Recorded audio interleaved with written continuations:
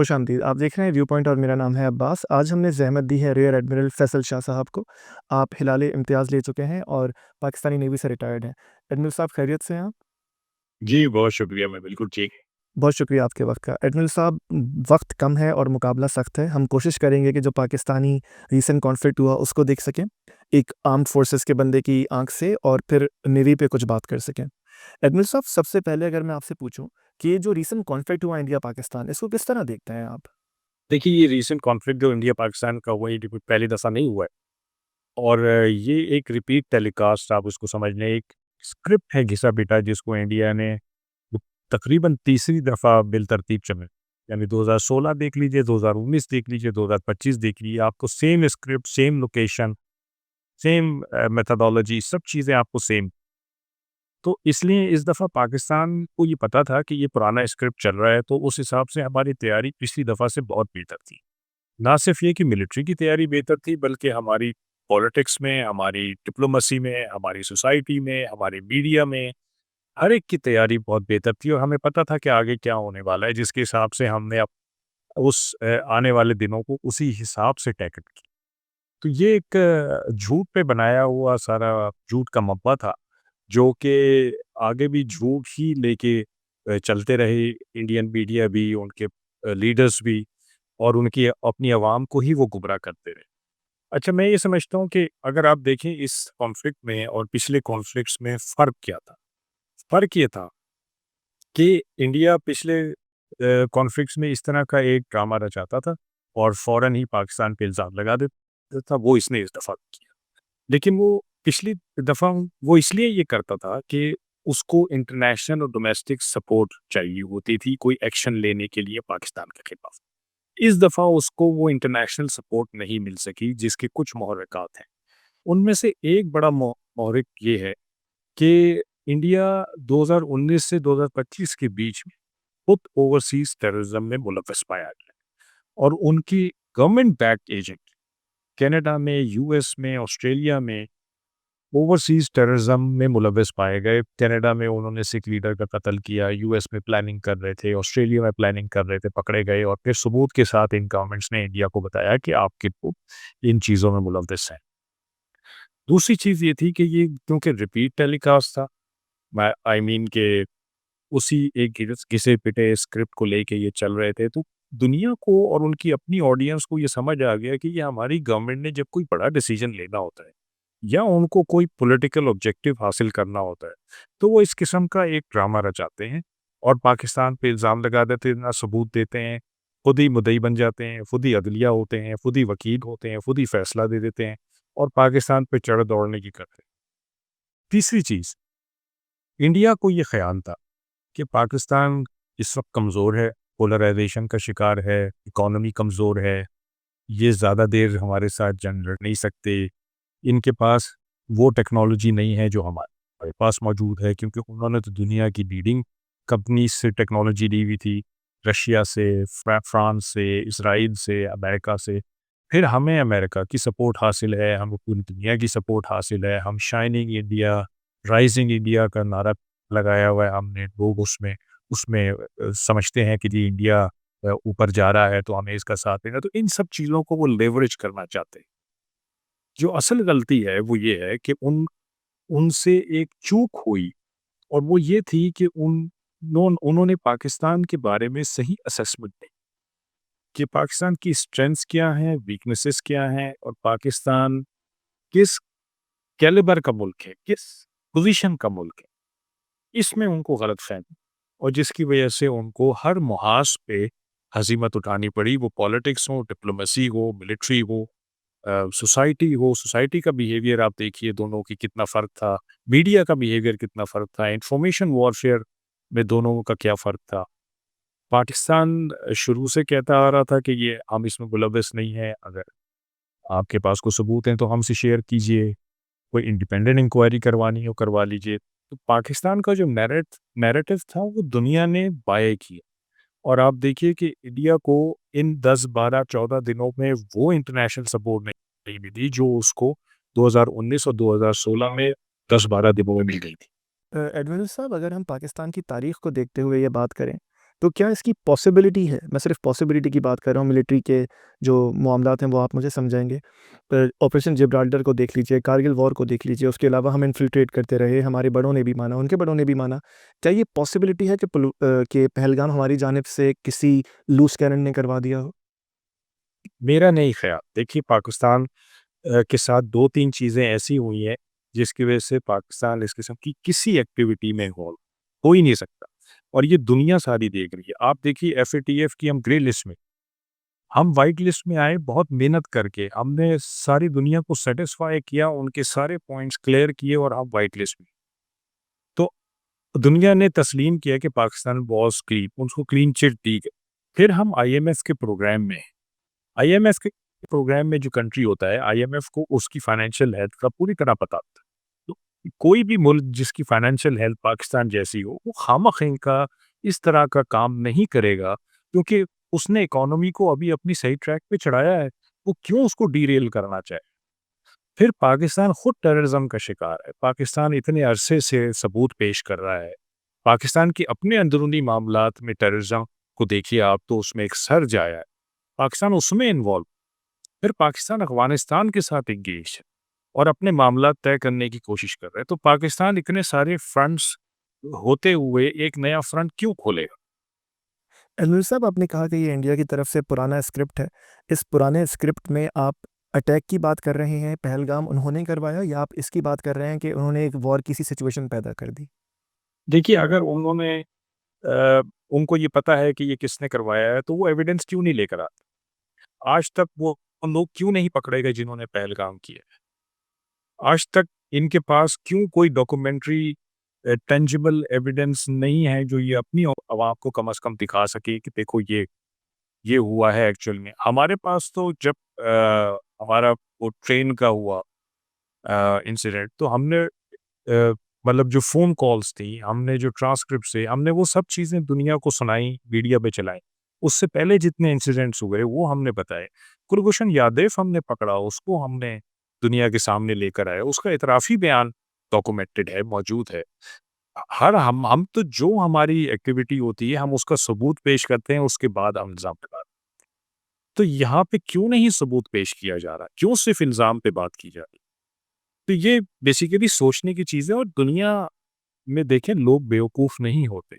वो 1 दफ़ा आपको सुन लेंगे, 2 दफ़ा आपको सुन लेंगे, लेकिन ये नहीं होगा कि हर दफ़ा वो आपकी सुन लें और बेस्ड ऑन सिर्फ़ एक अपना नैरेटिव है जो कि एक पॉलिटिको रिलीजियस स्टेक्स के लिए है। तो लोग आपके साथ क्यों जाएँगे बार-बार इस तरह? आपको लोगों को लॉजिकली विद एविडेंस कन्विंस करना पड़ता है अपनी बात पे। दुनिया लॉजिक माँगती है, फैक्ट्स को देखती है, ग्राउंड रियलिटीज़ को देखती है। आपने खुद भी फरमाया कि पाकिस्तान के पास शायद रिसोर्सेज नहीं थे, इंडिया की ये गलत जजमेंट थी। जो ओवरऑल इंडिपेंडेंट कमेंटेटर्स हैं, वो भी ये समझ रहे थे कि पाकिस्तान के पास इतने पैसे हैं नहीं कि इलोंगेटेड जंग हम कंटिन्यू कर सकें। इस पे कितनी, क्योंकि being the person from the inside, हमारे पास जेन्युइनली इतने रिसोर्सेज हैं कि अगर जंग लंबी हो जाती तो हम उसे सस्टेन कर पाते? देखिए, बिल्कुल हम आजकल जो दुनिया में जंगों का मामला है या ख़ास तौर पे इंडिया पाकिस्तान की जैसे मुल्क अगर आपस में एंगेज हों, तो उनकी जंग लंबी नहीं होती, उनकी जंग शॉर्ट और इंटेंस होती है और लिमिटेड वॉर होती है। और पाकिस्तान और इंडिया का मामला इसलिए डिफरेंट है बाकी दुनिया से कि ये 2 न्यूक्लियर नेबर्स हैं, जो कि एक बड़ी यूनिक सिचुएशन है पूरी दुनिया में। तो जब आप न्यूक्लियर नेबर होते हैं, जब आप कंटिग्यूटी होती है आपकी बॉर्डर्स की, तो उसमें खतरा ये होता है कि आपके पास रिएक्शन टाइम नहीं होता है और जब रिएक्शन टाइम नहीं होता है, तो उसमें गलती का एहतमाल होता है। तो इसीलिए हमारी जो वॉर है वो बहुत ज़्यादा प्रोलॉन्ग नहीं हो सकती और इसमें अभी तीसरा फ्रंट जो मैरीटाइम का था, देखें वो तो खुला ही नहीं था। अगर वो खुल जाता तो ये तो इकोनॉमिक वॉर में कन्वर्ट हो जाती और उस पे हम फिर बाद में बात कर सकते हैं कि कैसे कन्वर्ट हो जाती। लेकिन इंडिया पाकिस्तान के मामले में जैसे ही कोई थोड़ी-सी भी हमारे यहाँ आपस में कोई स्कर्मिश होती है, तो दुनिया के कान खड़े हो जाते हैं इसलिए कि ये 2 न्यूक्लियर नेबर्स हैं और दुनिया समझती है कि ये बात आगे नहीं बढ़नी चाहिए। क्योंकि ये बात फिर किसी ऐसे मुकाम पे पहुँच जाएगी जहाँ से वापस आना मुश्किल हो जाएगा और ना सिर्फ इन दोनों का नुकसान होगा, रीजन का नुकसान होगा, बल्कि रीजन से बाहर मुल्कों का भी नुकसान। एनविल साहब, इंडिया की जो ये तनकीद है कि चलिए अगर हमारी जानिब से ये नहीं भी हुआ या कोई लूज़ कैनन भी नहीं था, मसूद अज़हर साहब और इस तरह के एक्टर्स तो पाकिस्तान में बसते हैं, हक्कानी नेटवर्क है और ये तमाम, फिर इन सब को जबकि ये पाकिस्तानी तारीख साबित कर चुकी कि अल्टीमेटली हमारी लायबिलिटी है, तो फिर हमने उन्हें अपने पास जगह दी भी क्यों हुई है? देखिए, वो पाकिस्तानी अगर लोग हैं और उनके ऊपर कोई इल्ज़ाम लगाया गया है, तो उस इल्ज़ाम को प्रूफ करने की भी ज़रूरत है। और अगर वो किसी ज़माने में ये एक्टिविटीज़ करते रहे हैं, तो आज तो नहीं कर रहे। अगर ये पहलगाम इंसिडेंट का पूरा मब्बा सिर्फ़ इसलिए है कि जी पुराने ज़माने में कुछ ऐसी एक्टिविटीज़ होती रही हैं, उन लोगों की कोई इन्वॉल्वमेंट रही है कहीं पे भी, तो य ये तो कोई जायज़ लॉजिक नहीं है, जायज़ सूरत नहीं है कि आप किसी मुल्क के खिलाफ महाज़-ए-जंग खोलें। आपको बेसिकली कोई एविडेंस लानी चाहिए ना, कोई प्रूफ़ लाना चाहिए, कोई लॉजिक पे बात करनी चाहिए। अब इंडिया ने भी तो बहुत कुछ किया है हमारे साथ। आप मुझे बताइए कि कुलभूषण यादव के हाथों पकड़ा गया और उसका इतराफ़ी बयान सामने है। हमारे बहुत सारे बेशतर इंसिडेंट्स में इंडिया का हाथ होता है। अफ़गानिस्तान वो यूज़ करता है। और मुल्कों की ज़मीन वो यूज़ करता है पाकिस्तान के खिलाफ। हमने तो महाज़-ए-जंग नहीं खोला। हमने तो नहीं ये कहा कि जी आपके ये लोग इन्वॉल्व हैं इसमें तो इनको हमारे हवाले कर दें या हम जहाँ पे ये रहते हैं हम जाके वहाँ पे टारगेटिंग करेंगे। दुनिया में रहने का एक तरीका होता है, एक इंटरनेशनल सिस्टम, और उस इंटरनेशनल सिस्टम में रहते हुए आपको एक-दूसरे के साथ ताल्लुकात इस्तेवार करने चाहिए। मुल्कों के बीच में मालिक और गुलाम का रिश्ता नहीं होता है, बल्कि ये बराबरी की बुनियाद पर। तो इंडिया को ये गलतफ़हमी थी कि शायद हम यहाँ बड़े भाई हैं, हम यहाँ मालिक हैं और ये गुलाम हैं, ये छोटे भाई हैं, हम इनको लोन देंगे, हम इनको जो कहेंगे, हम इनको डिक्टेट करा सकेंगे, जो कि उनकी रन चाहेगी। इसमें इंटरनेशनल प्लेयर्स का because you being from the inside कितना हाथ हो सकता है? बिकॉज़ रिसेंटली मैं कुछ डिक्लासिफाइड डॉक्यूमेंट्स पढ़ रहा था यूएस के, कि वो चाइना के अगेंस्ट इंडिया को एक सुपर पावर बनाना चाहते हैं इकोनॉमिकली। ट्रंप उसका इज़हार भी कर चुके हैं। तो आपको इसमें कोई ग्रेटर गेम नज़र आता है या फिर ये 2 बस खित्तों का मामला था और एक छोटा-सा हमला हो गया? देखिए मैं ये समझता हूँ कि पाकिस्तान और इंडिया के अलावा अगर कोई 2 मुल्क सबसे ज़्यादा इंटरेस्टेड थे इस कॉन्फ्लिक्ट में, तो वो अमेरिका और चाइना थे। क्योंकि एक मेजर पावर्स की राइवलरी चल रही है और इंडियन और पैसिफिक ओशन उसका मेन डोमेन है। अब यूएस ने चाइना की जो इकोनॉमिक इन्फ्लुएंस है उसको रोकने के लिए एक इंडो पैसिफिक स्ट्रैटेजी का इजरा किया है, जो कि एक सी बेस्ड स्ट्रैटेजी है कि चाइना की ट्रेड को स्ट्रैंगुलेट किया जाए, उसको तंग किया जाए, उसकी जो स्पीड है इकोनॉमिक डेवलपमेंट की उसको रोका जाए। उसमें उसने जो अपने लाइक माइंडेड कुछ मुल्क हैं उनके छोटे छोटे ग्रुप्स बना दिए हैं मुख्तलिफ इलाकों में, और उनके साथ पॉलिटिकल, मिलिट्री, टेक्नोलॉजिकल और इकोनॉमिक, इन 4 फ़ील्ड्स में कोलैबोरेशन करना, ताकि उनको इस काबिल बना दिया जाए कि जब वक़्त आए, तो वो चाइना के खिलाफ खड़े हो सकें। तो इंडिया का उसमें बड़ा एक कलीदी किरदार है। वो क्वाड में भी शामिल है, वो I2U2 में भी शामिल है, और इंडिया को नेट सिक्योरिटी प्रोवाइडर का एक ओहदा दे दिया गया है, एक दर्जा दे दिया गया है इंडियन ओशन में कि भई इंडियन ओशन तुम्हारी डोमेन है और इसमें जो कुछ होगा वो तुम उसके ज़िम्मेदार होगे, तुम उसको देखोगे और तुम यहाँ पे लीड करोगे बाकी सब। तो बिल्कुल इसमें अगर वो बिलवास्ता इसमें नहीं थे शामिल, तो बिलावास्ता ज़रूर इसमें इंटरेस्टेड थे कि इस कॉन्फ्लिक्ट से क्या निकलेगा और इनमें से दोनों में से किसकी जीत होगी, किसकी हार होगी। मैं ये समझता हूँ कि अमेरिका का अचानक बीच में आ जाना, सीज़फायर का ऐलान कर देना, ये भी एक अलामत है जो कि ज़ाहिर करती है कि उन्होंने इंडिया को रेस्क्यू किया। क्योंकि जिस रेट पे उनकी डिस्ट्रक्शन हो रही थी, उनका लॉस हो रहा था, वो रेट ना अमेरिका ने एनविसेज किया था, ना इंडियंस एक्सपेक्ट कर रहे। तो अब जब रूसी टेक्नोलॉजी, फ्रांसीसी टेक्नोलॉजी और इज़राइली टेक्नोलॉजी का बेड़ा गर्क हुआ, तो अब शायद अमेरिकन टेक्नोलॉजी की भी बारी थी। क्योंकि उनकी नेवी के पास अमेरिकन इक्विपमेंट मौजूद है, प्लेटफ़ॉर्म्स मौजूद है। तो शायद उनको एक ये भी खतरा हो कि जी अब क्योंकि वो प्ले में आ जाएँगे बीच में अगर ये कॉन्फ्लिक्ट और बढ़ेगा और उसको नुकसान हो गया, तो उनके भी मिलिट्री इंडस्ट्रियल कॉम्प्लेक्स को नुकसान हो सकता एडवर्ड साहब, इस तरह की सिचुएशन में कि जब सिर्फ इल्ज़ाम की बात हो, इंटरनेशनल बॉर्डर वायलेट कर देना, इसको इंटरनेशनल लॉ और ख़ास तौर पे वॉरफेयर प्रैक्टिसेस ये कहाँ पे प्लेस करती हैं? देखिए आज की दुनिया में अगर आप देखिए तो इंटरनेशनल सिस्टम, इंटरनेशनल लॉ या यूएन की अथॉरिटी ये आपको कहाँ नज़र आप गज़ा का कॉन्फ्लिक्ट देख लीजिए, आप रशिया यूक्रेन का कॉन्फ्लिक्ट देख लीजिए। आप इससे पहले थोड़ा-सा पीछे चले जाइए तो अमेरिका ने जो अफ़गानिस्तान में, इराक में किया, वो देख लीजिए। सीरिया की हालत देख लीजिए, लेबनान देख लीजिए। तो इस वक़्त माइट इज़ राइट जो है वो नया न्यू वर्ल्ड ऑर्डर है और पाकिस्तान ने भी प्रॉब्ली इसी चीज़ को समझते हुए अपनी जो भरपूर रिस्पॉन्स दिया है इंडिया को हर महाज पे वो भी इसीलिए दिया है कि हमें अपनी जंग खुद लड़नी है और हमें अपना हक खुद हासिल करना हमें अपना डिफेंस खुद करना क्योंकि वीक का यहाँ आजकल की दुनिया में अनफॉर्चुनेटली वही पुरसान है यार। मोदी साहब ने रिसेंटली सीज़ फायर के बाद फरमाया कि ये जंग ख़त्म नहीं हुई, इस पे पॉज़ हुआ है, ये सस्पेंड हुई है और हम पाकिस्तान की हरकियात को देखते रहेंगे। इस बयान को आप किस तरह देखते हैं?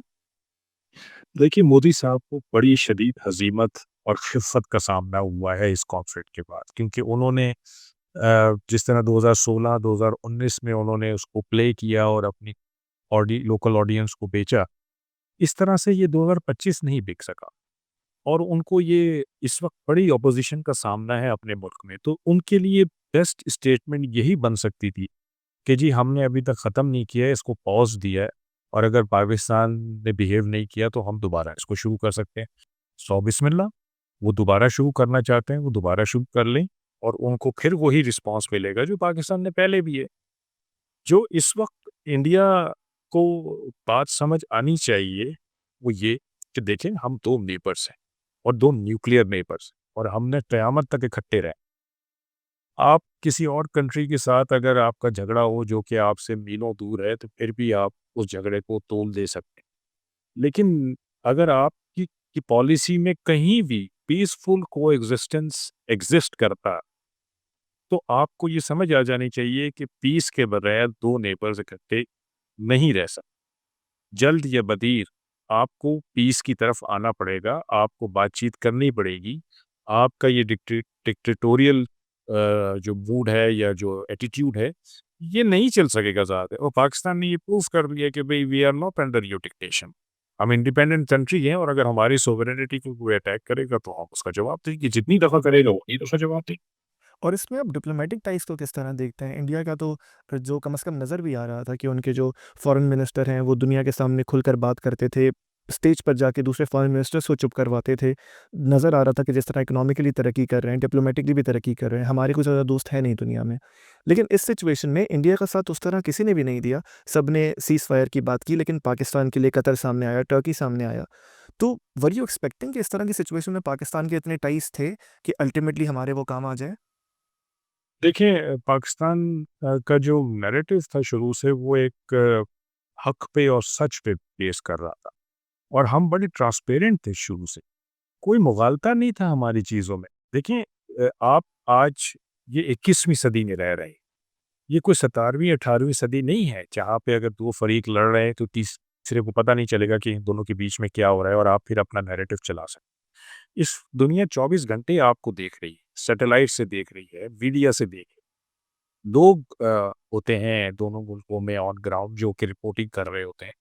तो सब चीज़ें, सब हक़ाइक़ सामने आ जाते हैं। इंडिया ने 2019 में अपना हेलीकॉप्टर गिराया और उसको छुपा लिया क्योंकि आगे इलेक्शंस आ रहे थे। इलेक्शंस के बाद बता दिया कि हाँ, हमने अपना एक हेलीकॉप्टर गिराया। तो कितनी देर बात आप छुपा सकते हैं? आपको लामोहलत निकालनी पड़ती है, बात बतानी पड़ती है क्योंकि दूसरे लोग देख रहे हैं। हम कह रहे हैं राफ़ेल गिराया, वो मान नहीं रहे हैं।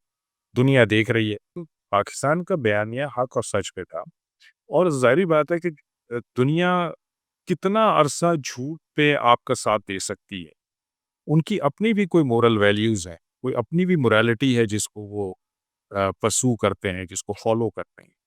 तो इस बेस पे मैं समझता हूँ कि दुनिया ने पाकिस्तान का साथ दिया है और इंडिया को समझाने की कोशिश की है कि तुम गलत हो।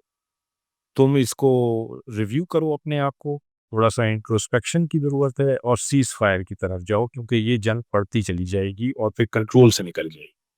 एडमिन साहब आपने फरमाया कि इंडिया ने शायद हमारा जो असेस किया था वो सही तरह नहीं किया था, तभी अचानक सीज़फायर भी एक्सेप्ट कर लिया और उनकी जानिब से जो खुद अच्छे दिमाग हैं वो खुद कह रहे हैं कि अचानक सीज़फायर एक्सेप्ट कर लेना दिखाता है कि उनकी प्लानिंग सही नहीं थी।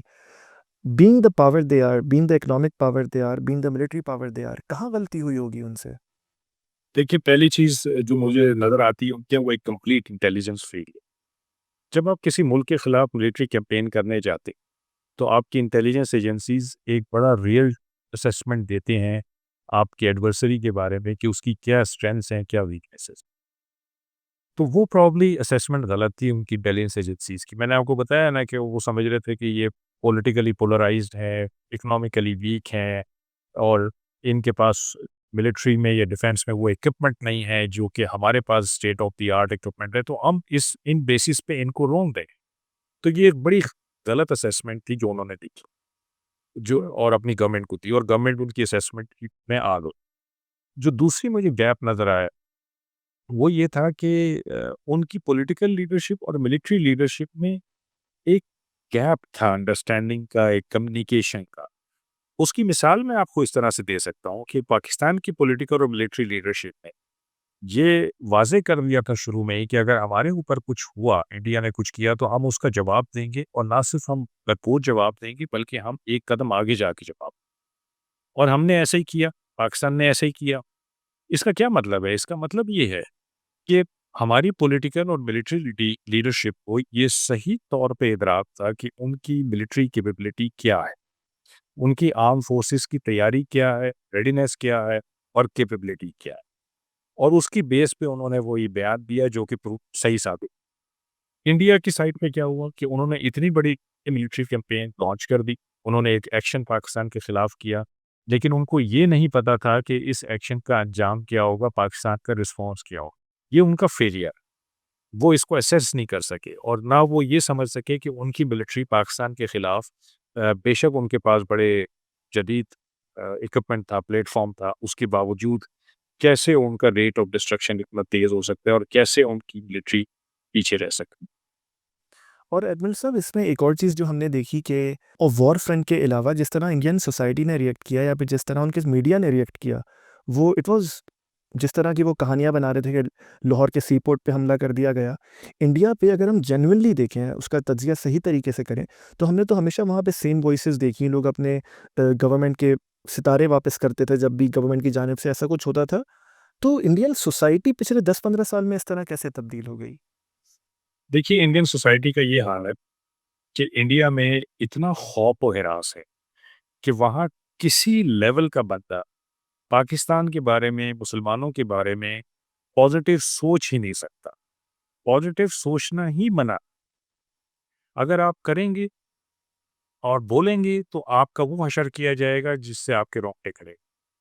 और हमने देखा है कि मॉब लिंचिंग कितनी होती है इंडिया में। अगर कोई आप मुसलमानों के हक में बयान दे दें, आप पाकिस्तान के हक में बयान दे दें, आप गवर्नमेंट के खिलाफ कोई बयान दे दें, तो वहाँ पे बाकायदा लिंचिंग होती है। वहाँ पे लोगों को घरों से निकाल के, दुकानों से निकाल के, ऑफिस से निकाल के, रास्ते में पकड़ के उनको मारा पीटा जाता है। तो इंडिया में एक बहुत खौफ और हिरास का समा है, एक एनवायरनमेंट है जिसमें लोग सिर्फ वो बात कर सकते हैं जो कि गवर्नमेंट चाहती है। गवर्नमेंट नैरेटिव्स के अलावा आप कोई बात नहीं कर सकते, तो ये प्रॉब्ली उनकी एक मजबूरी है। मेरा अपना एक्सपीरियंस है कि मैं पिछले कोई 1 डेढ़ साल में 2-3 दफ़ा वहाँ के लोगों से मिल चुका हूँ, रिटायर्ड एम्बेसडर से, रिटायर्ड फ़ौजियों से, और मुझे उनसे मिल के यही फ़ील हुआ कि ये मजबूर हैं पाकिस्तान के बारे में कोई पॉज़िटिव बात सोचने में भी। अब ज़रा अगर हम नेवी का जायज़ा ले लें, क्योंकि बहुत कम होता है कि नेवी वालों की बात सामने आती है, जो प्रेस कॉन्फ्रेंस में भी उन्होंने कहा कि हम साइलेंट गाय हैं। तो पहले तो ज़रा इस पर बात करें कि क्यों नेवी और एयरफोर्स गो के ultimately in a war situation, जब मॉडर्न वॉरफेयर है, ultimately they become our defence. तो वो एक तो वो सामने क्यों नहीं आती, उनकी स्ट्रेटेजी हमें क्यों नहीं पता चलती? देखिए, नेवी का काम सी में होता है और अनफॉर्चुनेटली पाकिस्तान में थोड़ी-सी सी ब्लाइंडनेस भी है। हम मिसाल मैं आपको इसकी इस तरह दूँ कि हमने जब कभी अपनी छुट्टियाँ प्लान करनी होती है पाकिस्तान में, तो हम किधर का रुख करते हैं? हम नॉर्थ की तरफ जाते हैं पाकिस्तान। कभी हमने नहीं सोचा कि हमारे साउथ में क्या रखा हुआ है? हमारी कोस्ट कितनी रिच है हिस्टोरिकल और खूबसूरती में और रिलीजियस साइट्स ऐसी-ऐसी मौजूद हैं हमारी कोस्ट पे। यानी आप देखिए कि हिंदू माइथोलॉजी की नंबर 2 साइट हमारे पास मौजूद है और मारा के करीब, नानी का मकबरा। इसी तरह बहुत सारे वर्ल्ड वॉर 2 की बिल्डिंग्स हमारे पास मौजूद हैं, पोर्चुगीज़ के ज़माने की बिल्डिंग्स मौजूद हैं, ओमानी बिल्डिंग्स हमारे पास मौजूद हैं। फिर हमारे पास 6th लार्जेस्ट मैंग्रोव जंगल है हमारी कोस्ट पे। ओ और इको टूरिज़्म की इतनी अपॉर्च्युनिटीज़ हैं। हमारे पास मड वोल्केनोज़ हैं जो कि दुनिया में बहुत ही कम जगहों पे पाए जाते हैं और हमारा मुल्क एक है जहाँ पे ये पाए जाते हैं। तो हमारे यहाँ इतनी सारी चीज़ें मौजूद हैं लेकिन हमें इदराक नहीं है।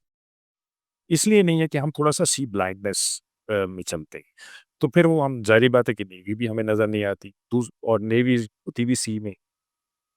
तो हमें बेसिकली ये सोचने की ज़रूरत है कि नेवी की हमें ज़रूरत क्यों है? इम्पोर्टेंस क्या है थी? देखिए 90% से ज़्यादा हमारी ट्रेड सी से आती है और हमें उस ट्रेड को हर सूरत में प्रोटेक्ट करना है, वो ज़माना अमन हो या ज़माना जंग। क्योंकि उसी पे हमारा मुल्क चल रहा है और उसी पे हमने जंग लड़ी। तो नेवी का के 2 कोर ऑब्जेक्टिव्स हैं, एक तो ये कि टेरिटोरियल इंटीग्रिटी को डिफेंड करना और दूसरा ये कि हमारी जो ट्रेड है उसको हमने प्रोटेक्ट करना है। और इस कॉन्फ्लिक्ट में आप देख लीजिए कि अल्हम्दुलिल्लाह वो दोनों कोर ऑब्जेक्टिव्स बखूबी अंजाम दिए हैं नेवी। जहाँ आपने फरमाया था कि ये नेवी की वजह से अगर नेवी इन्वॉल्व होती तो इकोनॉमिक वॉर हो सकती थी। तो अगर उस पे आप एक्सपेंड करें प्लीज़? देखिए जो सी पे वॉर होती है वो थोड़ी-सी डिफरेंट होती है लैंड। लैंड पे आपने उनके इतने जहाज़ गिरा दिए, हमारे इतने हो गए, उनकी इतनी जगहों पे अटैक कर दिया, हमारे यहाँ इतना हो गया, उनके इतने टैंक्स मार दिए, हमारे इतने हो गए। तो ये नंबर्स का कंपैरिज़न चलता रहता है लैंड पे और एयर पे। लेकिन नेवी में ये जो जैसे ही कॉन्फ्लिक्ट शुरू होता है, वो इकोनॉमिक कॉन्फ्लिक्ट में चेंज हो जाता है। वो आपके पोर्ट पे हमला करेंगे, आपकी इकोनॉमिक एक्टिविटी डिसरप्ट कर आप उनके पोर्ट पे करेंगे कि इकोनॉमिक एक्टिविटी डिसरप्ट हो। फिर शिपिंग को एक-दूसरे की का टारगेट आप कर रहे हैं। अगेन इकोनॉमिक एक्टिविटी डिसरप्ट होती है। फिर न्यूट्रल शिपिंग इसमें उनको बहुत फ़र्क पड़ता है क्योंकि उनको रीराउटिंग करनी पड़ती है, उनका टाइम बढ़ जाता है, पैसे बढ़ जाते हैं। आप गज़ा देख लीजिए कि गज़ा में के जो इफ़ेक्ट्स थे वो रेड सी में आए और लोगों को वहाँ से रीराउट करना पड़ा, अफ्रीका के नीचे से आना-जाना पड़ा, तो उससे उनका टाइम भी बढ़ गया, पैसे भी बढ़ गए। तो जो जो कंट्रीज़ इन्वॉल्व नहीं होते कॉन्फ्लिक्ट में सी में, वो भी अफ़ेक्ट हो रहे होते हैं इकोनॉमिकली इसमें। फिर गलती का इस्तेमाल भी होता है, कोई रॉकेट, कोई मिसाइल गलती से जाके किसी न्यूट्रल शिप पे भी लग सकता है, तो उसको भी अफ़ेक्ट हो सकता है। फिर जो न्यूट्रल शिपिंग होती है, वो आपके कॉन्फ्लिक्ट ज़ोन में बहुत सरचार्ज लगा देती है, तो जो सामान वो आपके लिए लेकर आ रही हैं या लेके जा रहे हैं, वो महँगा लेके आते हैं और लेके जाते हैं। तो इस तरह से ये इकोनॉमिक वॉर में कन्वर्ट हो जाता है, जो जो भी मैरीटाइम पे कॉन्फ्लिक्ट जो सी पे कॉन्फ्लिक्ट होता है, मैरीटाइम डोमेन में कॉन्फ्लिक्ट होता है, वो इस तरह से बढ़ जाता है उसका दायरा। एडमिरल साहब, अगर हम नेवी से पहले आपके किरदार की बात करें, एक रियर एडमिरल ये करता क्या है? अगर हम किसी पाकिस्तानी से पूछें तो शायद उसे पता हो कि कर्नल क्या करता है, ब्रिगेडियर क्या करता है, जनरल क्या करता है। रियर एडमिरल क्या करता है? देखिए, रियर एडमिरल जो होता है वो आर्मी के मेजर जनरल के बराबर होता है, एक 2 स्टार हो और एयर फोर्स ने इसको एयर वाइस मार्शल की। तो रियर एडमिरल जो होता है उसको फ्लैग ऑफिसर के तौर पे कहा जाता है जनरली। जैसे जनरल ऑफिसर और एयर ऑफिसर होता है, इसी तरह फ्लैग ऑफिसर होता है रियर एड और इसके बाद फिर वाइस एडमिरल होते हैं जो कि 3 स्टार होते हैं और फिर एक फुल एडमिरल होते हैं जो कि 4 स्टार होते हैं जो नेवल चीफ होते हैं। तो रियर एडमिरल जो होते हैं वो बेसिकली 2 काम करते हैं। एक तो वो प्रिंसिपल स्टाफ ऑफिसर्स होते हैं, chief of the naval staff के और वो जो मुख्तलिफ डायरेक्टरेट्स होते हैं उनको वो हेड करते हैं। और दूसरा वो फील्ड में कमांड करते हैं जाके वो फील्ड कमांडर्स के तौर पे भी खिदमात अंजाम देते हैं, फ़राइज़ अंजाम देते हैं। तो रियर एडमिरल के अगर वो ऑफ़िस में हैं तो वो प्रिंसिपल स्टाफ ऑफ़िसर के तौर पे होंगे और अगर वो फील्ड में हैं तो वो फील्ड कमांडर के तौर पे और जब हम नेवी की बात करते हैं, हमें ये समझ आता है कि आर्मी हमारी जो टेरिटोरियल बाउंड्रीज़ है, उसे प्रोटेक्ट करेगी। एयर फ़ोर्स हमारा एरियल बॉर्डर पे अगर एरियल बॉर्डर को चॉइस होती है, तो उसे प्रोटेक्ट करेगी। सी में तो एक तो बॉर्डर की निशानदेही बहुत मुश्किल है, अगर मैं सही कह रहा हूँ तो। और उसके अलावा अगर आप इस नेवी के पूरे किरदार को हमें समझा सकें कि in national security, what does navy actually do? देखिए जो बाउंड्री की बात की है आपने तो पहली चीज़ तो ये समझिए कि हमारी 1001 किलोमीटर की कोस्ट है। और उस कोस्ट के साउथ में हमारे पास सी है। अच्छा, उस कोस्ट से तकरीबन 21-22 किलोमीटर तक हमारा अपना पानी होता है जिसमें हमारी इजाज़त के बगैर कोई नहीं आ सकता। उसके बाहर इंटरनेशनल वाटर और उसमें लोग आ जा सकते हैं। उनको आप रोक नहीं सकते। इसीलिए जब हम कहते हैं कि इंडियन नेवी 400 मील पे खड़ी हुई थी, तो वो इंटरनेशनल वाटर्स में खड़ी हुई थी और वहाँ आपको खड़े होने से कोई नहीं रोक सकता था। लेकिन उनको आगे बढ़ने से रोकना ज़रूरी था। अब नेवी अच्छा, फिर दूसरा ये कि सी में जो आपके 7 मुल्क होते हैं, लाइक हमारे साथ ईरान है, ओमान है मगरिब में, और हमारे साथ मशरिक में इंडिया है। तो इनके साथ भी एक मैकेनिज़्म है जिसके तहत हम बाउंड्रीज़ डिलिनिएट कर लेते हैं सी में। और हमको पता होता है, हमें भी और उनकी भी नेवीज़ को और मछेरों को भी, और जो मर्चेंट शिप्स होते हैं उनको भी पता होता है कि कौन-सी पाकिस्तान की बाउंड्री है, कौन-सी ओमान की है, कौन-सी ईरान की है, कौन-सी इंडिया की। तो इस तरह से ये विर्चुअल बाउंड्रीज़ होती, लेकिन ये मार्क्ड होती हैं ऑन मैप्स और चार्ट्स, और वहाँ पे लोगों को पता चल जाता है कि हम इस वक़्त पाकिस्तानी पानियों में आ गए हैं, हम इस वक़्त ईरानी पानियों में हैं, हम इस वक़्त ओमानी पानी। तो इस तरह से होता है। अब ये जो आपका इलाका है, आपने बेसिकली उसको डिफेंड करना, फिर जो आपकी ट्रेड सी से आ रही है, आपने उसको प्रोटेक्ट करना। ये नेवी के कोर ऑब्जेक्टिव्स हैं। अब नेवी इसमें मतलब दिन-रात मसरूफ़ रहती है, मशगूल रहती है, और उसके मुख्तलिफ तरीके होते हैं। फॉर एग्ज़ाम्पल ट्रेनिंग सबसे बड़ा एक इम्पॉर्टेंट चीज़ है जिसके लिए जिस पे ज़ोर दिया जाता है। क्वालिटी ऑफ ह्यूमन रिसोर्स आपकी अच्छी होनी चाहिए, आपके पास इक्विपमेंट और प्लेटफ़ॉर्म अच्छा होना चाहिए, और ह्यूमन रिसोर्स और जो टेक्नोलॉजी है उसका इंटरफ़ेस बहुत ज़रूरी है नेवी में, और बड़ा अच्छा इंटरफ़ेस ज़रूरी है, क्योंकि जो कुछ आपके पास है उसको आपने बेहतरीन तरीके से इस्तेमाल करना है। अगर आप इस जंग में भी देख लीजिए, तो पाकिस्तान और इंडिया की जो आर्म्ड फोर्सेस हैं उनमें अगर कोई डिफरेंस निकला है तो वो क्वालिटी ऑफ ह्यूमन रिसोर्स का निकला है। और वो इसी वजह से निकला है कि हमारी जो तीनों आर्म्ड फोर्सेस हैं वो क्वालिटी ऑफ ह्यूमन रिसोर्स पे कोई कॉम्प्रोमाइज़ नहीं करती राइट फ्रॉम डे वन। क्योंकि हमें पता है कि हमारे पास पैसे कम, हमारे पास शायद दुनिया का बेहतरीन इक्विपमेंट ना हो, लेकिन जो कुछ हमारे पास है हमने उसको बेहतरीन तरीके से इस्तेमाल करा, और वही इस दफ़ा भी। तो हम आपस में एक्सरसाइज़ेस करते रहते हैं, हम दुनिया के मुख्तलिफ मुल्कों के साथ एक्सरसाइज़ेस करते रहते हैं, और इस तरह से हम अपनी स्किल डेवलपमेंट करते रहते हैं ताकि जब वक़्त आए, तो हम इसको बेहतरीन तरीके से इस्तेमाल कर सकें। एडमिरल साहब, जिस तरह हमारे पास ज़मीन पर न्यूक्लियर वेपन्स होते हैं, इस तरह सी में भी कुछ होता है हमारे पास?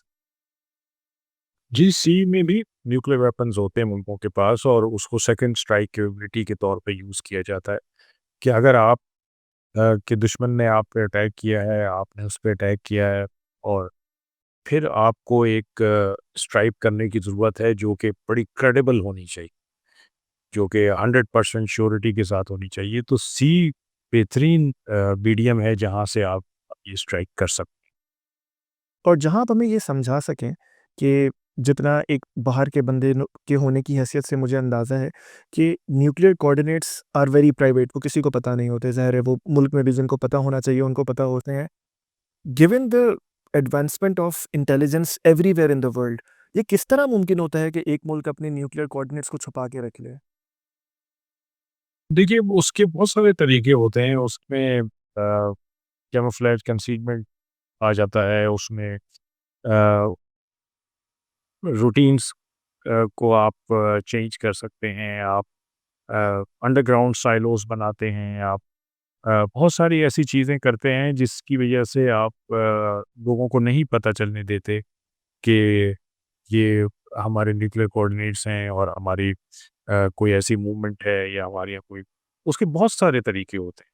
और उन तरीकों को इतना आसान नहीं है ये जज करना कि क्या एक्टिविटी हो रही है, क्योंकि वो बड़े फूल प्रूफ किस्म के तरीके होते हैं।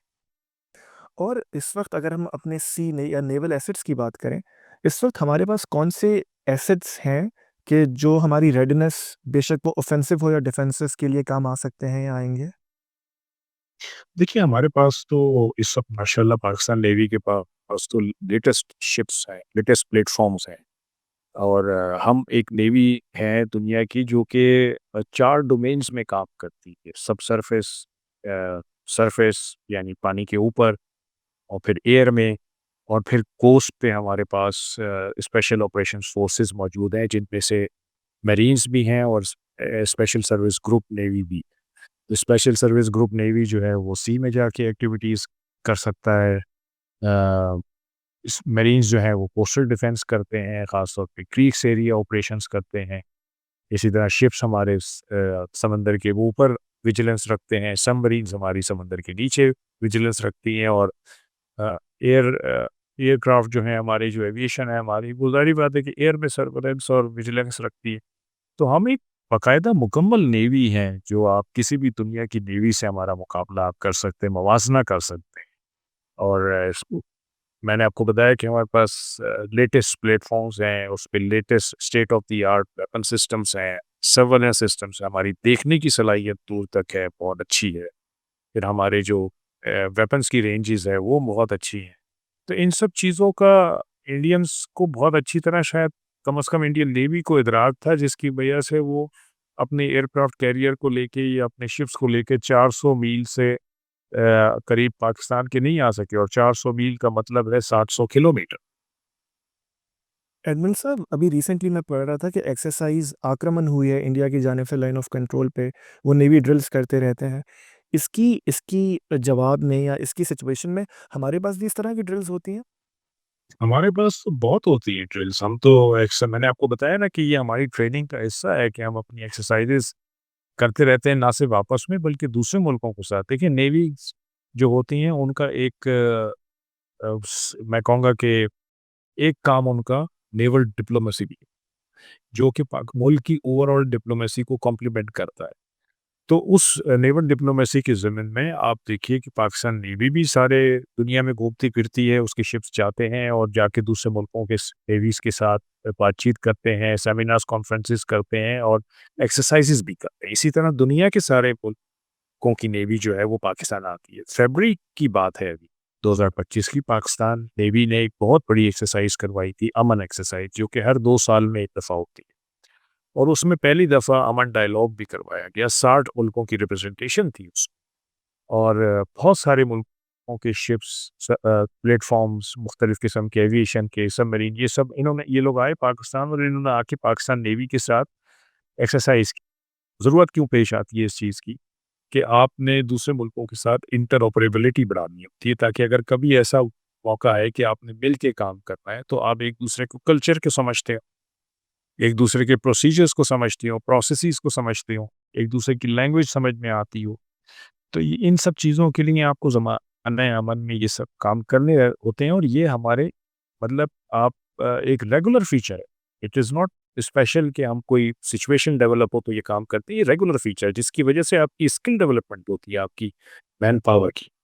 अजमेर साहब, मेरे कुछ दोस्त हैं जो इंटरनेशनल नेवीज़ में हैं, ज़ाहिर है जर्नलिज़्म की वजह से ताल्लुक़ रहता है इन्फॉर्मेशन के लिए, जो ख़ास तौर पे मिडल ईस्ट में हैं या ये ईस्ट एशिया, रशिया की तरफ, वो हमारे पास आते भी हैं, हम न्यूज़ में पढ़ते रहते हैं ड्रिल्स के लिए, और हमेशा मैंने उनसे बहुत पॉज़िटिव चीज़ें सुनी हैं पाकिस्तान नेवी के बारे में। What makes us such a good place for them to come in? मेरा ख़्याल है कि हमारी ट्रेनिंग और हमारा जो प्रोफ़ेशनलिज़्म है वो मैच टू नन है, और वो अभी आपको इस कॉन्फ्लिक्ट में तीनों फ़ोर्सेस का नज़र भी आ गया है। देखिए आपके तवज्जुह से मैं एक छोटी-सी बात लोगों को बताना चाहता हूँ कि ग़ज़वा बदर को हमें कभी सही तरह से एनालाइज़ करने की ज़रूरत है और रिसर्च करने की। कैसे 313 1000 पे ग़लबा पा रहे हैं, कैसे? ठीक है, हम कहते हैं कि ईमान की वजह से अपने कहते हैं कि अल्लाह की मदद थी, अल्लाह की नुसरत थी, बिल्कुल थी। लेकिन वो अल्लाह की मदद और अल्लाह की नुसरत किस फ़ॉर्म में थी, ये भी हमें देखने की ज़रूरत है। आप अगर उन दोनों फ़ोर्सेस का मवाज़ना करें, तो दोनों के क्वालिटी में कोई फ़र्क नहीं था, क्वांटिटी में फ़र्क था। Quality of human resource, quality of quality of platform, यानी घोड़ा, ऊँट, तलवार, नेज़ा, तीर कमान, ये सब चीज़ें दोनों तरफ बराबर थी, तो क्वालिटी बराबर थी। फ़र्क क्या था कि जो 313 थे, इनकी ट्रेनिंग अच्छी थी, इनका जज़्बा ज़्यादा था, और इनकी हिकमत अमली बेहतर थी। कि ये जो महाज़ जंग था उस पे ये पहले पहुँच गए दुश्मन से। जाके इन्होंने वहाँ पे जो इम्पोर्टेंट टैक्टिकल ग्राउंड्स थे, जो कुएँ थे पानी के, जो ऊँचे मुकामात थे, उन पे पहले कब्ज़ा कर लिया। एनिमी की लॉजिस्टिक लाइन काट दी, उनको कुओं से पानी नहीं मिल पाया और फिर अपनी बेहतर हिकमत अमली की वजह से उन्होंने 1000 लोगों पे दल बरपाई। ये कुलिया है पाकिस्तान आर्म्ड फोर्सेस के लिए कि प्रोफ़ेशनलिज़्म और ट्रेनिंग पे हमने अपने ह्यूमन रिसोर्स की कोई कॉम्प्रोमाइज़ नहीं करना है डे 1 से लास्ट डे तक। और प्रॉब्ली यही चीज़ है जो सबसे ज़्यादा बाकी मुल्कों की जो नेवीज़ हैं या उनकी जो आर्म फोर्सेज़ हैं उनको अपील करती है पाकिस्तान के बारे में। और अब तो इस कॉन्फ्लिक्ट के बाद ये चीज़ और ज़्यादा प्रो हो गई है और लोग और ज़्यादा मुतवज्जि हो गए हैं पाकिस्तान आर्म फोर्सेज़। एडमिरल साहब, जैसे आपने खुद ही फरमाया कि नेवल डिप्लोमेसी होती है, मैं भी उसके बारे में पढ़ता रहता हूँ। इस तरह की सिचुएशन में अल्टीमेटली या किसी भी सिचुएशन में नेवल डिप्लोमेसी काम कैसे करती है? देखिए नेवल डिप्लोमेसी का मतलब अगर आप ये ले रहे हैं कि जी किसी कॉन्फ्लिक्ट में कोई और नेवी आके आपकी मदद करना शुरू कर देगी, तो इस तरह से नहीं। कोई मुल्क किसी 2 मुल्कों के दरमियान जो कॉन्फ्लिक्ट होता है उसमें बिलवास्ता फ़रीक नहीं बनता है। लेकिन जब आप उनके साथ ज़माना अमन में मशक़ें करते हैं, उनके साथ इंटरैक्ट करते हैं, तो जो उनका एक्सपीरियंस होता है, वो आपके साथ शेयर होता है और आपका एक्सपीरियंस उनके साथ शेयर होता है, तो ये दोनों के लिए एक विन-विन सिचुएशन। और आप एक माहौल में रहते हुए आप बहुत सारे और माहौल की चीज़ें लर्न कर लेते हैं और आप अपने आप को तैयार कर लेते हैं मुख्तलिफ़ किस्म की सिचुएशंस की। ता क्योंकि उनका एक डिफरेंट रीजन है, उनका एक डिफरेंट इलाका है, वहाँ के डिफरेंट मोरक़ात हैं और वो जब वहाँ के एक्सपीरियंसेस हमारे साथ शेयर करते हैं, तो हमें ये पता चलता है कि अगर इस किस्म की कोई सिचुएशन हमारे यहाँ डेवलप हो गई, तो हमें क्या करना पड़ेगा, हमें क्या करना चाहिए। तो ये बेसिकली वो जो एक्सपीरियंस होता है, वो बड़ा वैल्यूएबल होता है इसमें नेवल डिप्लोमेसी में। फिर आप देखिए नेवल डिप्लोमेसी में मैंने ये भी देखा है अपने करियर में कि हो सकता है कि आपकी ओवरऑल डिप्लोमेसी 2 मुल्कों की कोई बहुत बहुत बेहतर ना हो। बहुत रेगुलर इंटरैक्शन ना हो लीडरशिप में। लेकिन अगर नेवल डिप्लोमेसी उस ज़माने में भी चलती रहती है और उस ज़माने और नेवल डिप्लोमेसी की वजह से कई दफ़ा ऐसा होता है कि मुल्कों के ताल्लुकात दोबारा बेहतर होना शुरू हो जाते हैं क्योंकि आपके लोग आते और से बेसिकली पता चलता है कि उस तरफ क्या वाइब्स हैं। और उन वाइब्स की बेसिस पे फिर जो ओवरऑल डिप्लोमेसी है उसमें भी फ़र्क पड़ता है। तो नेवल डिप्लोमेसी का एक बड़ा अहम रोल है ना सिर्फ मुल्क के लिए बल्कि नेवी जी। और इस नेवी की सिचुएशन में जब हम नेवी की ओवरऑल डिप्लोमेसी की बात करते हैं, इसमें गवादर की सिक्योरिटी बिकॉज़ वो पोर्ट है, वो किस तरह रोल प्ले करती है और ख़ास तौर पे चाइना के साथ इसके रिलेशनशिप में? देखिए गवादर हो या सीपैक का कोई और प्रोजेक्ट, उसकी सिक्योरिटी पाकिस्तान की ज़िम्मेदारी और जैसे लैंड पे पाकिस्तान आर्मी सिक्योरिटी प्रोवाइड करती है चाइनीज़ प्रोजेक्ट्स को, इसी तरह जो गवादर है उसकी ज़िम्मेदारी पाकिस्तान नेवी की और पाकिस्तान नेवी ने इसके लिए एक डेडिकेटेड टास्क फ़ोर्स बनाई हुई है जिसको कहते हैं टास्क फ़ोर्स 88। टास्क फ़ोर्स 88 क्या है? इसके अंदर शिप्स हैं, इसके अंदर एयरक्राफ्ट हैं, इसके अंदर पोर्ट्स हैं, इसके अंदर मरीन्स हैं, इसके अंदर एसएसजी का एलिमेंट है और ये हर वक़्त गवादर पोर्ट या सी पैक के वो प्रोजेक्ट्स जिनको वो सी की तरफ से डिफेंस चाहिए या सिक्योरिटी चाहिए, उसकी सिक्योरिटी करते रहते हैं। अच्छा, इसके अलावा पाकिस्तान नेवी का एक और इनिशिएटिव है जो कि कॉम्प्लीमेंट करता है इस गवादर की सिक्योरिटी को और वो है coastal security and harbour defence force.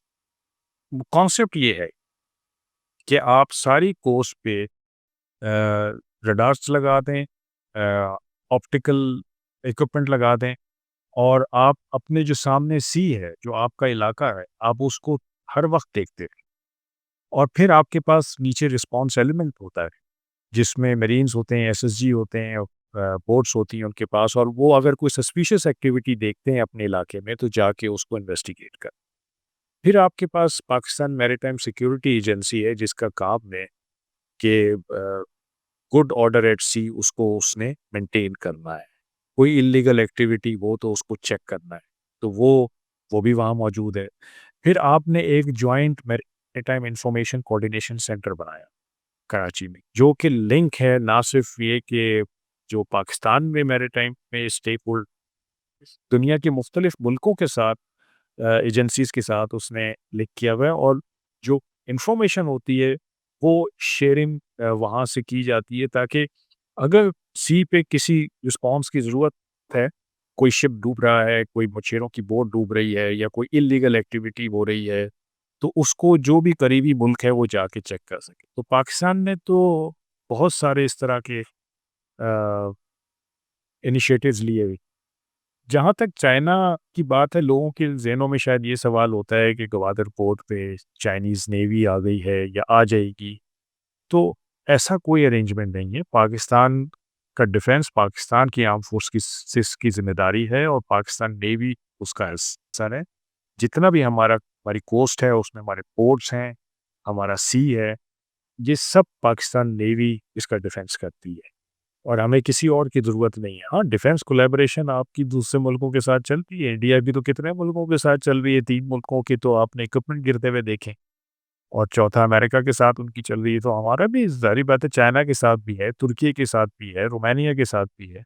हम मुख्तलिफ मुल्कों के साथ अब कोलैबोरेशन करते हैं, हम उनसे इक्विपमेंट लेते हैं और फिर उस इक्विपमेंट को अपने तौर पे इस्तेमाल करते हैं, खुद इस्तेमाल करते मुझे मेरे कुछ नेवी के दोस्तों ने बताया कि बहुत बार ऐसा हुआ कि पाकिस्तान नेवी ने इंडियन नेवी के टारगेट्स लॉक कर लिए थे, बट मारे नहीं गए। इस पे would you expand on that? हैं। जी, पिछले हमने 4 दफ़ा को पकड़ा है अपने पानियों के करीब, और सबमरीन को पकड़ना बड़ा मुश्किल काम। अ, और ख़ास तौर पे अगर एयरक्राफ्ट सबमरीन को पकड़ ले, सबमरीन के पास एयरक्राफ्ट के अगेंस्ट कोई डिफेंस नहीं है, वो बच नहीं सकती है, वो श्योर किल है। तो पाकिस्तान ने पिछले 7 सालों में 4 दफ़ा इंडियन सबमरीन को पकड़ के वापस भेजा है, और वो इसीलिए भेजा है कि हम अमन पसंद लोग हैं, हम जंग नहीं चाहते।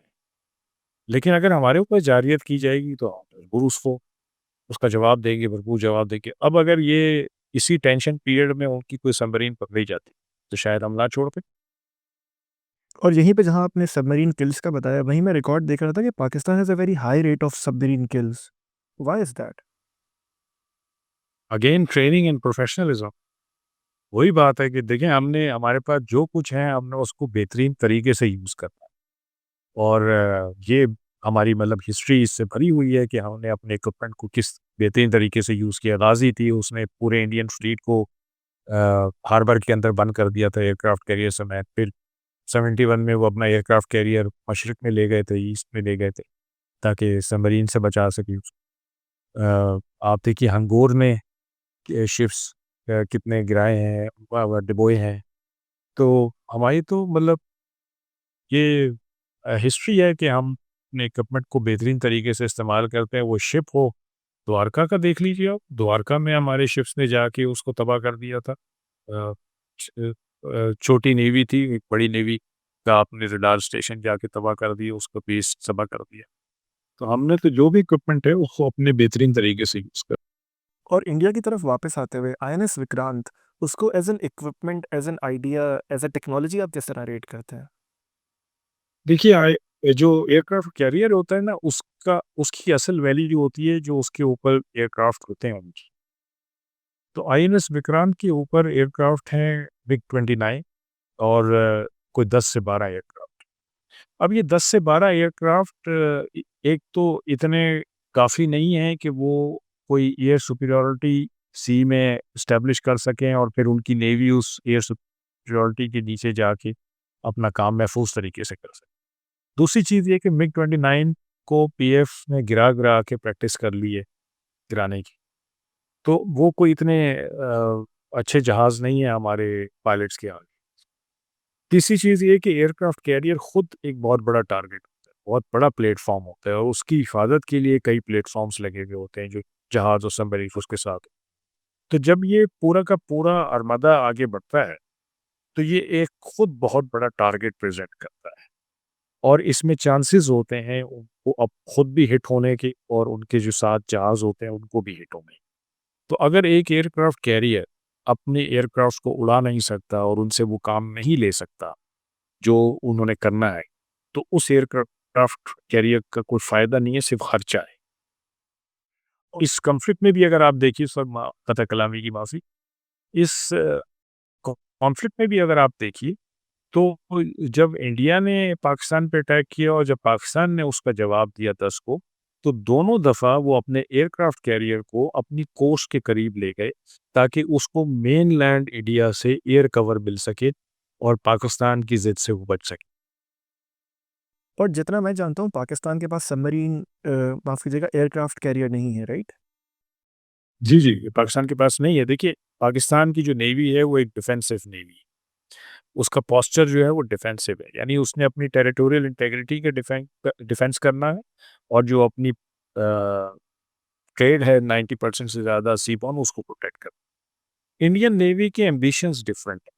वो एक ब्लू वाटर नेवी बनना चाहते हैं, वो सारी दुनिया में घूमना-फिरना चाहते हैं, हर जगह डिप्लॉयमेंट करना चाहते हैं। वो नेट सिक्योरिटी प्रोवाइडर बनना चाहते हैं इंडियन ओशन में। तो उसके लिए वो एयरक्राफ्ट कैरियर चाहते हैं, ताकि एयरक्राफ्ट कैरियर जो एयरक्राफ्ट हैं, उनको एक डिफरेंट जगह पे ले जाए और वहाँ पे जाके वो उसको लॉन्च कर सके एयरक्राफ्ट को, और वो एयर सुपीरियॉरिटी उस इलाके में एस्टैब्लिश कर सकें, जहाँ पे फिर उनकी नेवी इम्प्यूनिटी के साथ काम कर सके। ये कॉन्सेप्ट होता है एयरक्राफ्ट कैरियर। तो इंडियन नेवी के ये अज़ाइम है, और इस कॉन्फ्लिक्ट में हमें कि इन अज़ाइम को रखते हुए इंडियन नेवी पाकिस्तान की तरफ 1 इंच भी आगे नहीं बढ़ सकी।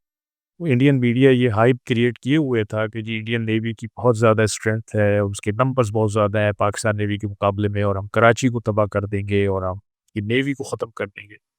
लेकिन इंडियन नेवी ने टाइम डोमेन में फ्रंट खोला ही नहीं, और एक बड़ी नेवी को अगर आप इसे रोक दें, तो ये छोटी नेवी के लिए बहुत क्रेडिट की बात होती है। और क्या यही वजह है कि पाकिस्तान के पास न्यूक्लियर सबमरीन भी नहीं है? देखिए, न्यूक्लियर सबमरीन का होना या ना होना उससे हमें फ़र्क नहीं पड़ता है, क्योंकि हमारे पास जो कुछ भी है, वो हम समझते हैं कि इंडिया के लिए काफ़ी है, और ये प्रूफ़ कर दिया है हमने कि वो हमारे लिए काफ़ी है। हमने इंडियन नेवी को, इतनी बड़ी नेवी को, इतने बड़े अज़ाइम वाली नेवी को हमने उसका अपना काम करने नहीं, तो व्हिच व्हिच मीन्स कि पाकिस्तान नेवी की जो पोटेंसी है या उसका जो पोटेंशियल है, वो अल्लाह का शुक्र है कि उसके दुश्मन के मुकाबले में ठीक है। और जहाँ आपने ये फरमाया कि उसके दुश्मन के मुकाबले में, तो मैं एक आर्म्ड फोर्सेस के शख्स का आइडिया जानना चाह रहा हूँ। क्या कि आर्म्ड फोर्सेस में हम इंडिया को दुश्मन ही समझते हैं, हर वक़्त दुश्मन समझते हैं? देखिए, हमारी ख़्वाहिश तो ये है कि हम अपने तमाम हमसायों के साथ अच्छी तरह रहें। लेकिन अनफॉर्च्युनेटली जो बिहेवियर है दूसरी तरफ से, वो इस तरह का नहीं है पॉज़िटिव। अब हमारे पेंडिंग इश्यूज़ हैं साहब। अगर पेंडिंग इश्यूज़ पे आप बात करने को तैयार नहीं होंगे, तो हम कैसे ये अ, उम्मीद कर सकते हैं कि हम दोनों मुल्कों की रिलेशनशिप अच्छी हो? आप हर वक़्त हमें तंग करने के चक्कर में, हमारे अंदर टेररिज़्म करवा रहे हैं, हमें इकोनॉमिकली वीक करने के चक्कर में हैं, हमें हमारे दोस्तों से काटने के चक्कर में, हमारे खिलाफ मीडिया कैंपेन्स दुनिया में चला रहे हैं। ओवरसीज़ ऑपरेशंस में आप कोशिश करते हैं कि पाकिस्तान को हम नुकसान पहुँचाएँ। तो अगर वहाँ से नीयत ही ठीक नहीं है, तो हम कैसे उनको ये मान लें कि हमारे उनके साथ ताल्लुकात बेहतर हो सकते हैं। हम चाहते हैं कि हमारे ताल्लुकात बेहतर हो। हमने कई दफ़ा हाथ बढ़ाया है, हमने कई दफ़ा टेबल पे आने की उनको अ, ऑफ़र की है, लेकिन अगर वो नहीं आते, नहीं आना चाहते, तो हमें अपना डिफेंस तो करना है। हम उनके आगे गुलाम बन के तो नहीं रह सकते। कश्मीर का मसला इतने अरसे से पेंडिंग है, और इस कॉन्फ्लिक्ट की अच्छी बात ये हुई है कि कश्मीर का मसला वो आर्टिकल 370 और 35 अल्फा से अभी पीछे चला गया है। 1948 से लोग बात करना शुरू हो गए कश्मीर की, 1947 से बात करना शुरू हो गए कि कश्मीर एक दोनों के दरमियान पेंडिंग इशू है जिसको रिज़ॉल्व होना चाहिए। यही पाकिस्तान की कोशिश रही। तो पाकिस्तान अपनी कोशिशों में कामयाब हो गया। तो अब आप अगर हमसे बात करना चाहें, आपकी नियत हो कि हमारे साथ अच्छी तरह रहना है और हम दोनों नेबर्स ने आगे एक अच्छी तरह नेबर्स की तरह चलना है, तो हम तो उसके लिए तैयार हैं। एडमिरल साहब चंद आखिरी सवालात गो के बेशक आपकी ज़बान में और हमने ये देखा भी कि हमारे लोग ज़्यादा बेहतर ट्रेंड हैं, लेकिन वो आप मुझसे बेहतर जानते हैं, वो कहते हैं ना कि the one who rules the sea rules the world. India ने जो ओमान में बेसिस बनाई हैं, नेवल बेसिस हैं, उनके पास ऑलमोस्ट 30, मैं अभी ये स्टैटिस्टिक्स देख रहा था, 100 शिप्स हैं, हमारे पास कोई 30 के आसपास हैं। ये जो इतना बड़ा डिफरेंस है, specially their naval bases outside India, इसको आप किस तरह देखते हैं? नेवी तो मुकाबली जायज़ा है, वो तादाद पे नहीं होता इस्तेताद। और मैंने आपको बताया कि हमारी नेवी की जो इस्तेदाद है, वो हमारे कोर ऑब्जेक्टिव्स के हिसाब से, यानी जो हमारी टेरिटोरियल इंटीग्रिटी, उसका डिफेंस और जो हमारी ट्रेड है, उसकी प्रोटेक्शन। तो हम हमारे पास 1001 किलोमीटर की कोस्ट है और उसके आगे हमारे पास सी है, साउथ में। हम समझते हैं कि हमारा दुश्मन सिर्फ़ इंडिया है, हमारी तैयारी उसके खिलाफ है। इंडिया को ले लीजिए, 7000 किलोमीटर की कोस्ट लाइन है। मशरिक में भी सी है, मगरिब में भी सी है, साउथ में भी सी है। चाइना से भी दुश्मनी है, बांग्लादेश से भी चपकलिश है, श्रीलंका से भी ताल्लुकात ठीक नहीं है।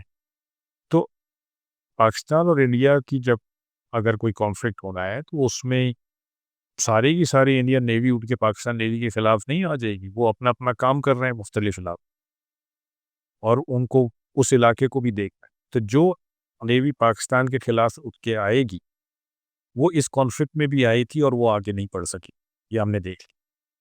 तो इसका मतलब है कि उनकी नेवी की वो इस्तेदाद नहीं है, जो कि वो समझते हैं या दुनिया में आम तौर पे समझा जाता है, पाकिस्तान के खिलाफ।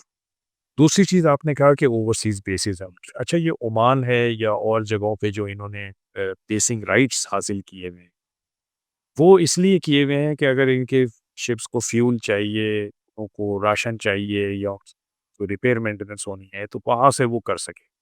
ये बिल्कुल एक ऐसा कदम है जिसकी वजह से उनको फ़ायदा हुआ है, क्योंकि अ, उस शिप को वापस इंडिया जाके फ्यूल करना या अपने आप को ठीक करने के बजाय वो वहीं पे अपने आप को ठीक कर सकता है, फ्यूल ले सकता है, रेडी हो सकता है मज़ीद अपने काम के लिए। तो ये बिल्कुल उनको इसका फ़ायदा हो। पाकिस्तान की अल्लाह ताला ने ज्योग्राफिकल पोज़ीशन इतनी अच्छी बनाई कि एक तो पाकिस्तान पर्शियन गल्फ़ के बिल्कुल साथ है, तो हमारी ट्रेड निकलती है और सीधी पाकिस्तान में आ जाती है। और दूसरा ये कि हम इस सारे इलाके को बड़ी अच्छी तरह से देख सकते हैं और हमारी नज़र के सामने रहता है, हमारी नज़र के नीचे रहता है ये सारा इलाका।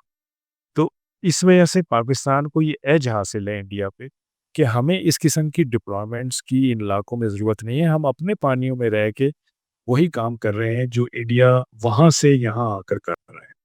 और अगर आप आखिर में हमें ये समझा सकें कि ये जो मॉडर्न वॉरफेयर है, ये तब्दील किस तरह हो गई है? अगर आप मुझे इजाज़त दें मैं कुछ लंबा सवाल करूँ। हमने शायद पहली बार देखा कि ड्रोन्स का कम से कम इस खित्ते में इस्तेमाल हुआ। अभी जो प्रेस कॉन्फ्रेंसेज़ आईएसपीआर के साथ हुई, तो आईएसपीआर ने तो जज़्बों की बात की, लेकिन जहाँ पे नेवी और एयर फ़ोर्स के ऑफ़िसर्स थे, उन्होंने एयरवेव्स की बात की। उन्होंने वो मॉडर्न टर्म्स इस्तेमाल की तो जिससे शायद हम वाकिफ़ नहीं हैं। तो ये जो मॉडर्न वॉरफेयर है, इसको डिफ़ाइन कीजिए मेरे लिए प्लीज़। देखिए जो वॉरफेयर है इसमें डेवलपमेंट बहुत तेज़ी से हो, जो टेक्नोलॉजिकल डेवलपमेंट है वो बहुत तेज़ी से होती है और उस टेक्नोलॉजिकल डेवलपमेंट की वजह से आपकी स्ट्रैटेजी और आपके प्लान्स चेंज होते हैं। अगर आप अपने आप को इस टेक्नोलॉजिकल डेवलपमेंट के साथ नहीं लेके चलेंगे, तो आप पीछे रह जाएँ। तो इस टेक्नोलॉजिकल डेवलपमेंट को अडॉप्ट करना आपकी मजबूरी है एक तरह से। और अब टेक्नोलॉजी का इस्तेमाल, एआई का इस्तेमाल, साइबर का इस्तेमाल, ये हमारी ज़िंदगी का हिस्सा है और हमारे ज़िंदगी के हर पहलू को ये इफ़ेक्ट करता है। तो आप इस वॉरफेयर में भी देखें कि हमने साइबर वॉरफेयर की भी बात की, हमने इंफॉर्मेशन वॉरफेयर की भी बात की, मीडिया ने बहुत बड़ा रोल प्ले किया।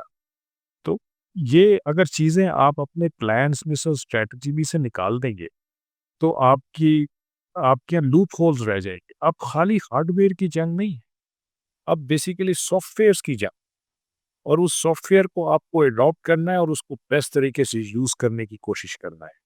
तो जो मॉडर्न वॉरफेयर है, उसमें इन चीज़ों का बहुत ज़्यादा रोल है। अब मैं आपको एक छोटी-सी मिसाल देता हूँ, आप इसको इस तरह से समझिए कि सी पे जो सबसे इम्पोर्टेंट काम है वो क्या है? सबसे इम्पोर्टेंट काम सी पे ये होता है कि आपने अपने दुश्मन को कितनी जल्दी ठोक, जो जल्दी पकड़ा जाता है, उसकी चांसेस कम हो जाते हैं। क्योंकि दूसरा फिर उसको कंटिन्यूअसली मॉनिटर करता है, उसको देखता रहता है कि उसकी हरकत और सकनात क्या है, वो किधर जा रहा है, क्या कर रहा है और अपने फिर प्लान्स उसी हिसाब से एडजस्ट करता है। तो जो ढूँढा जाता है, जो पकड़ा जाता है सीप, वो डिसएडवांटेजियस पोज़ीशन में होता है। अब ये जो मॉडर्न टेक्नोलॉजी है, इसने इस ढूँढने के अमल को बड़ा इफ़ेक्टिवली मॉडर्नाइज़ कर दिया और आप इन टूल्स को यूज़ करके अपने एनिमी को बड़ी दूर, बड़ी लॉन्गर रेंजेस पे ढूँढ सकते हैं और फिर उसके बाद आपका काम आसान हो जाता है।